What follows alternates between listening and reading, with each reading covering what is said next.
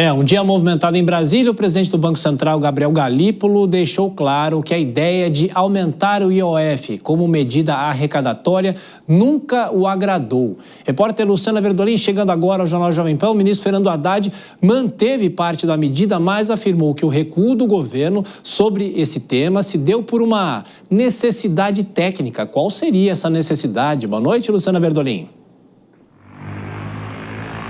Boa noite, Thiago. Boa noite a todos. Olha, a argumentação do ministro da Fazenda é porque é preciso controlar, é preciso corrigir algumas distorções que havia dentro das regras.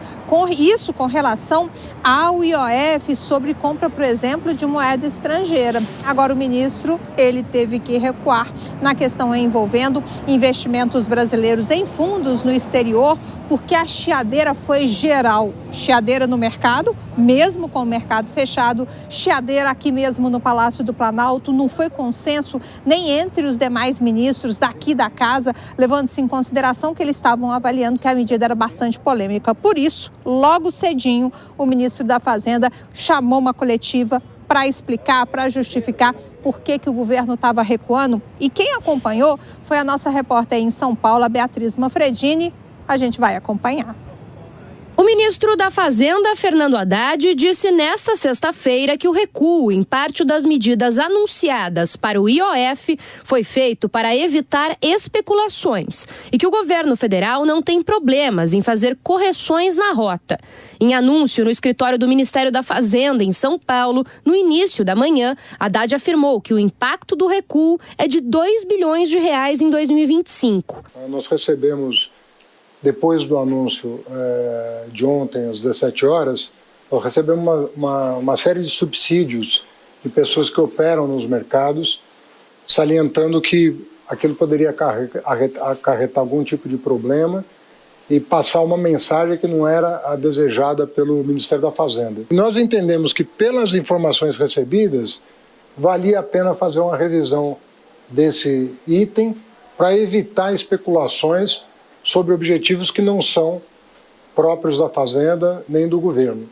A alteração na regra da tributação dos fundos brasileiros que fazem investimentos em ativos no exterior foi definida durante a noite. O novo decreto foi publicado em edição extra do Diário Oficial da União na madrugada desta sexta, antes da abertura dos mercados. O ministro reforçou que as medidas anunciadas pelo governo não afetam pessoas físicas, mas, questionado sobre compras no exterior com cartão de crédito, disse que as alíquotas foram equalizadas.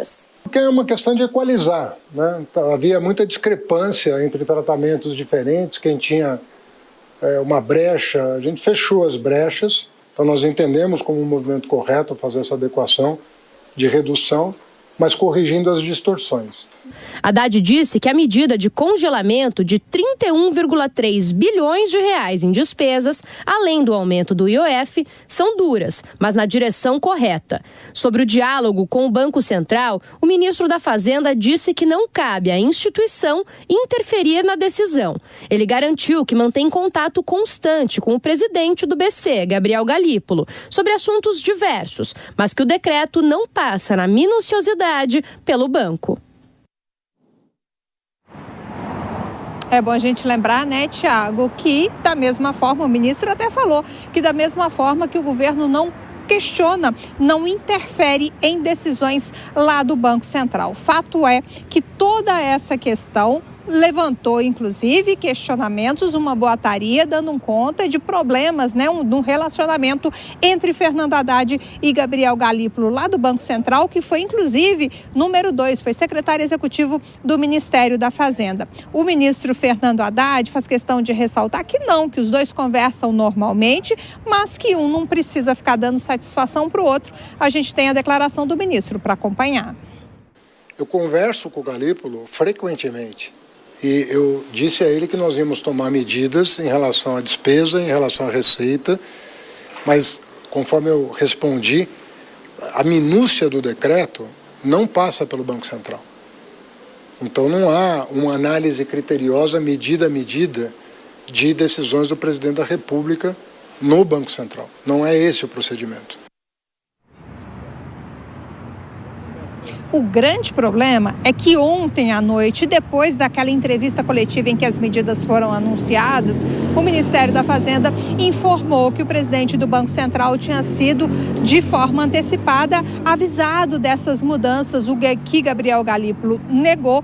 Ele, inclusive, deixou bem claro que não gosta desse tipo de estratégia de aumento do IOF. A gente tem a declaração que foi dada hoje no evento da Fundação Getúlio Vargas.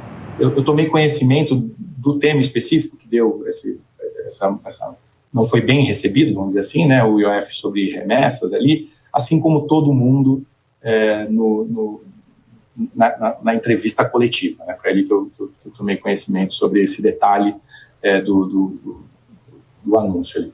Mas quando ele faz menção sobre revisão ou sobre negociação, né, é porque acho que em debates anteriores, um tempo atrás, em qualquer momento se discutia a alternativa do IOF como alternativa para a persecução da meta, eu pessoalmente, para usar um eufemismo, nunca tive muita simpatia sobre a ideia, para não dizer que eu não tenho mesmo, não acho, não gostava da ideia, e funciona dentro daquela linha que o ministro explicou bem.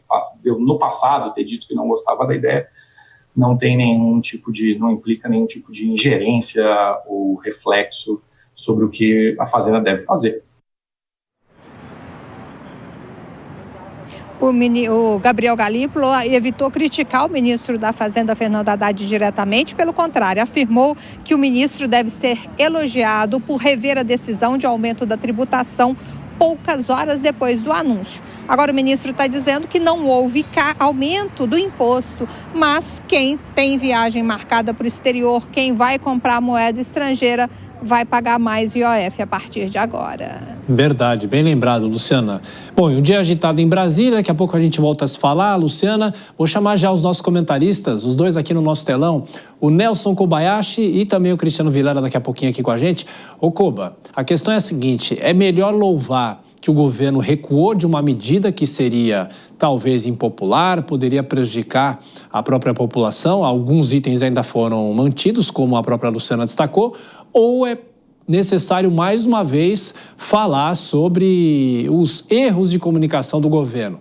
Boa noite para você, Kobayashi. Boa noite, Thiago. Boa noite, Cristiano Vilela. E não tem nada a se elogiar, não. É claro que os aliados do governo usam essa estratégia, né, de falar de que o governo não tem compromisso com o erro, de que rapidamente atendeu às vozes do mercado financeiro, mas tudo isso é um atestado de que, mais uma vez, agiu assodadamente, apressadamente, se antecipando a conversas que poderiam ter acontecido antes. Se isso tudo fosse melhor planejado, e nós estamos falando do Ministério da Fazenda e, portanto, uma grande estrutura que teria condições e tem muito pessoal, muita estrutura para planejar com antecedência uma medida como essa, certamente se tivessem feito isso corretamente não precisariam recuar, voltar atrás. Isso é atestado de mau planejamento, isso é atestado de falta de preparo para o anúncio da medida e em desencontro com muitos outros aliados do governo. Então, o governo, na verdade, mais uma vez, não é a primeira, é mais uma de tantas outras vezes, volta atrás depois de agir assodadamente em matérias de economia, o que muito interessa a toda a população. Ô Vilela, isso lembra um pouco o anúncio que o governo fez, que colocou a história do imposto de renda no meio, lembra? E aí causou muita polêmica. Nesse caso, é o IOF que caiu como uma bomba nessa discussão, não é isso? Bem-vindo, boa noite para você. Exatamente, Thiago. Uma ótima noite a você, a Kobayashi, todos que acompanham o Jornal Jovem Pan. Olha, mais uma atrapalhada do governo, não é a primeira e, pelo visto, não deve ser a última. O governo faz um anúncio que é feito ali já na noite, e na noite mesmo volta atrás em alguns pontos. Hoje, logo pela manhã, antes dos mercados abrirem, é obrigado a já dar algum posicionamento no sentido de fazer com que não haja ali uma grande subida do dólar, um grande despencar da Bolsa de Valores, e acaba, claro, com isso conseguindo conter qualquer movimentação. Mas do estrago do ponto de vista político, do ponto de vista de imagem, esse já está feito. Até porque quando se trata de relação com o mercado, quando se trata de questões que envolvam finanças, que envolvam valor de moeda e tributação, um aspecto é muito importante, a previsibilidade. e o mercado realmente não aprecia países onde não se tenha previsibilidade, onde não se possa fazer planejamento da sua organização financeira. Ô Kobayashi, quero perguntar agora sobre a relação do ministro da Fazenda com o presidente do Banco Central. Os dois trabalhavam juntos no próprio ministério, né? Gabriel Galípolo saiu para o Banco Central e depois virou o presidente da instituição. Será que é o primeiro estresse entre os dois, nesse caso? Pelo menos publicamente que nós saibamos?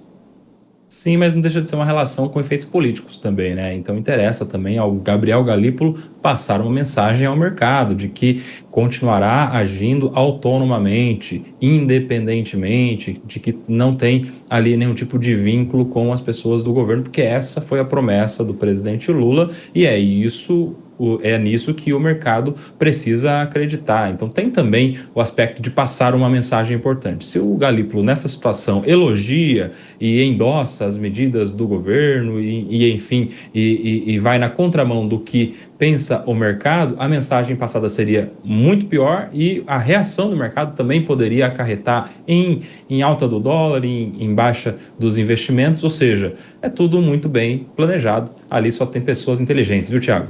Agora é interessante, não é, Vilela? Porque ele diz que é contra aumentar o IOF para elevar a arrecadação, só que ele fala isso pisando um pouco em ovos, cheio de dedos, fala um pouco lá do passado, né? Porque é uma relação ainda muito próxima com o governo, por mais que haja, como o Kobayashi falou, essa necessidade de ter um distanciamento.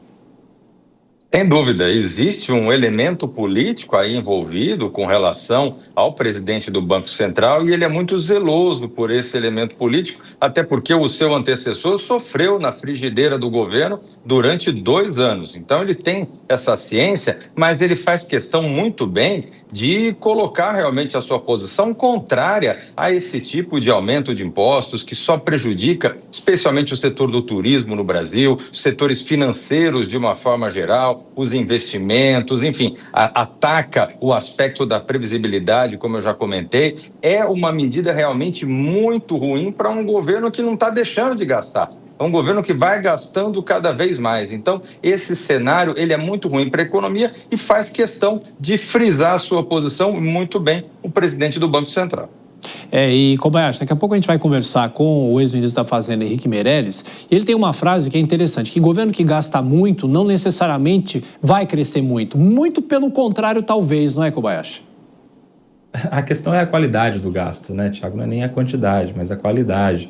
Este governo especial fala muito de que alguns investimentos não podem ser entendidos como gasto. A questão é que esses investimentos estão sem retorno. Nesse meio do caminho, de onde sai o dinheiro, de onde chega o dinheiro, a gente vê muitos desvios, tá? E a história do INSS que a gente está acompanhando recentemente, as emendas parlamentares sem transparência, que o ministro Flávio Dino está cuidando como relator no STF, ou seja, são algumas dessas notícias que a gente tem acompanhado recentemente para demonstrar a falta de qualidade do gasto. Essa é a principal questão que deve ser a preocupação em relação ao gasto público. A qualidade e, ultimamente, a gente não tem visto tanta qualidade assim nos gastos do governo. E para a gente fechar essa discussão inicial, Vilela, a postura, o posicionamento do ministro da Fazenda, Fernando Haddad, ele, claro, por ser um político também, ele fala com todas as palavras, questão técnica, é uma questão de prudência, mas será que ele convence? Olha, é muito difícil, viu, Thiago? Até porque não é um caso pontual. Não é a primeira vez que isso acontece. Desde o início do governo já foram muitas trapalhadas. No início, o ministro da Fazenda até se comportou como sendo o adulto na sala, diante das trapalhadas de outros setores do governo. Mas o fato é que ele acaba com isso demonstrando uma fraqueza e demonstrando uma incapacidade de construir pontes em relação ao mercado. Então, o mercado, nos últimos tempos, deixou de ter tanto zelo pela figura de Haddad como sendo um grande interlocutor, um defensor dos seus interesses, e passou a olhar com desconfiança o ministro da Fazenda. E esse episódio, ele vem justamente no sentido de aprofundar essa distância, aprofundar a fragilização das relações entre o ministro e o mercado.